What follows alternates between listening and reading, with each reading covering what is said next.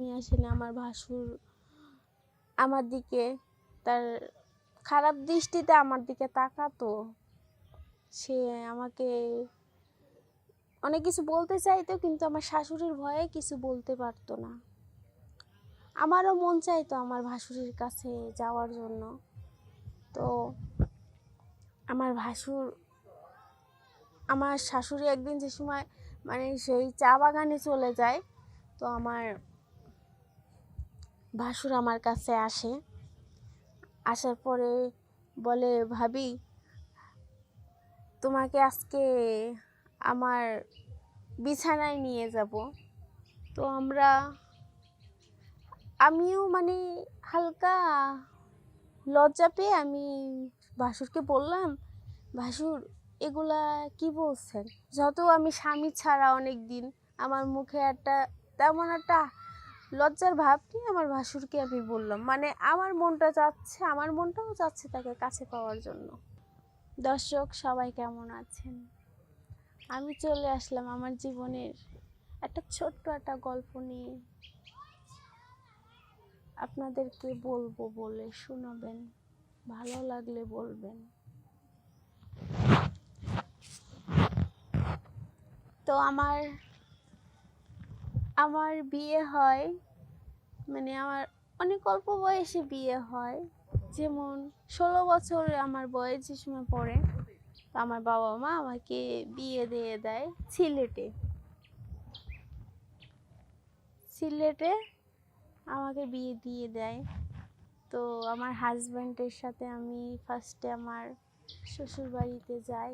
সবাই অনেক ভালো আছে, আমার শাশুড়ি আমাকে অনেক ভালোবাসতো, আমার ভাসুর ছিল, আমার স্বামী ছিল। আমরা সব একসাথে প্রথম যা সংসার একসাথেই ছিল, খাওয়া দাওয়া চলাফেরা একসাথে হতো। তো হঠাৎ করে আমার স্বামী আমাকে রেখে ঢাকায় চলে যায় চাকরির জন্য, কাজ করার জন্য। তো আমাকে একা সিলেটে রেখে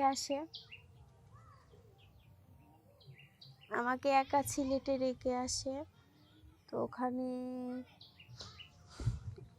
ওখানে আমার স্বামী চলে এসেছে। অনেকদিন পরে পরে আমার স্বামী যেত, আর কাজ না করলে আমাদের অবস্থা অনেক খারাপ ছিল, আমার শ্বশুর বাড়ির অবস্থা, নিজেদের বাড়ির অবস্থা। তো আমার স্বামী ঢাকায় যেয়ে কিছু কাজকর্ম করতো, আর আমি দেশে সিলেটে চা বাগানে কাজ করতাম। চা পাতা নিয়ে ওগুলো দিয়ে আমার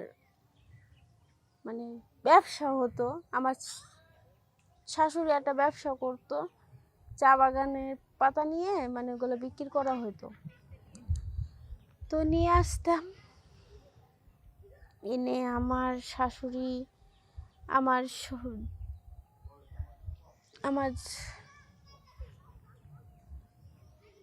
আমার ভাসুর, আমরা একসাথেই থাকতাম। তো কয়েকদিন পরে আমার শাশুড়ি আমাকে বলে যে তোমরা আলাদা হয়ে যাও, আমি আমার ছেলেকে নিয়ে খাওয়া দাওয়া করি, তুমি আলাদা খাও, যেহেতু আমার ছেলে বাইরে থাকে, ও কামাই করে তোমাকে খাওয়াবে। তো পাশাপাশি নিজেদের খরচ আছে, আমি কাজ করতাম, ভালোই চলে যেত, আমি একা থাকতাম। তো 1-2 বছর হয়ে গেল স্বামী ছাড়া থাকি, একা বিছানায়। ভালো হলো, থাকতে লাগলাম। হঠাৎ করে একদিন আমার ভাসুরের নজর আমার উপরে পড়ে গেল। তো মেয়ে মানুষের মনটা অনেক নরম হয়। তো আমার ভাসুরের নজর পড়ে গেল আমার উপরে। আমিও একা থাকি, স্বামী আমার সাথে বছরে আসে দেখা করতে, না আসতে পারলে আসে না। অনেক দিন হয়ে গেল স্বামী আসে না। আমার ভাসুর আমার দিকে তার খারাপ দৃষ্টিতে আমার দিকে তাকাতো। সে আমাকে অনেক কিছু বলতে চাইতো, কিন্তু আমার শাশুড়ির ভয়ে কিছু বলতে পারতো না। আমারও মন চাইতো আমার ভাসুরের কাছে যাওয়ার জন্য। তো আমার শাশুড়ি একদিন যে সময় সেই চা বাগানে চলে যায়, তো আমার ভাসুর আমার কাছে আসে, আসার পরে বলে, ভাবি তোমাকে আজকে আমার বিছানায় নিয়ে যাব। তো আমিও মানে হালকা লজ্জা পেয়ে আমি ভাসুরকে বললাম, ভাসুর এগুলা কি বলছেন? যত আমি স্বামী ছাড়া অনেক দিন, আমার মুখে তেমন একটা লজ্জার ভাব নিয়ে আমার ভাসুরকে আমি বললাম, মানে আমার মনটাও চাচ্ছে তাকে কাছে পাওয়ার জন্য। তো আমি বলে আমি আমার রুমে চলে আসলাম। ভাসুর কি বললো সেটা শুনলাম না আর। তো আমার ভাসুর আস্তে আস্তে আমার রুমে আসলো, এসে আমাকে ওখানে ধরলে অনেক দিন পরে পুরুষ মানুষের ছোঁয়া পেলাম। ভালো লাগছিল যে আমার স্বামী বিয়ে করে আমাকে রেখে গিয়েছে, এতদিন হয়ে গেল আসলো না। ভাসুর আমার কাছে এসেছে, ভালো লাগছিল।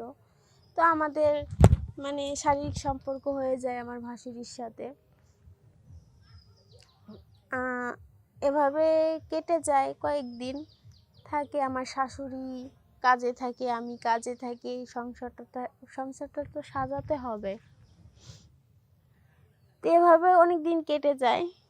তো আমার স্বামী আসে ঢাকা থেকে আসে। আমার স্বামীকে আমার আর ভালো লাগছিল না, সে আমাকে ছুঁইতে চাইলে আমার ভালো লাগতো না। আমার মনটা সে সময় আমার ভাসুরির উপরে চলে গিয়েছিল। কিন্তু মেয়ে মানুষের মন যার উপরে যায়, যাকে ভালো লাগে তার কাছেই থাকতে ভালো লাগে। আমি কি বলতে চাচ্ছি আপনারা তো বুঝতে পারছেন। মনের উপরে সব কিছু ডিপেন্ড করে। এবার মানে আমার স্বামী আসলো, সে আমাকে কাছে ডাকে, আমি যাই না তার কাছে। আমি সবসময় আমার ভাসুরির দিকে তাকাই।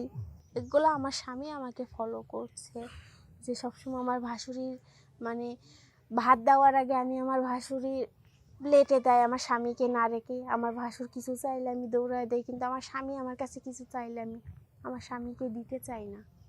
রাত্রে এক বিছানায় ঘুমাই না, আমার স্বামী উপরে থাকে, আমি নিচে ঘুমাই। আমার স্বামীকে আমার শরীরে কাজ করতে দিই না। এগুলো বিষয়ে আমার স্বামী আমাকে সন্দেহ করতে লাগলো।